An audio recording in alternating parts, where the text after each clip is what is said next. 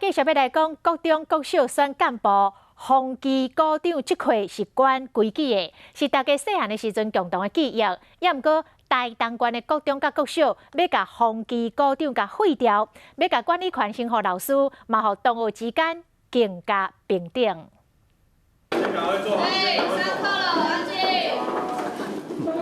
上课爱管规矩，下课还爱帮老师注意被处罚的同学。风纪股长都亲像老师伫班上的小分身，但是这个职位伫大东县就要行入历史。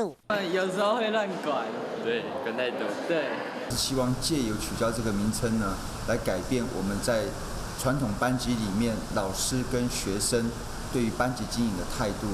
但是这个个人员的干部无去了后，除了由老师爱加强管理以外，还会当安怎？现在学生自律性，然后他的自主性都很高了。事实上是不用这个风纪股长了。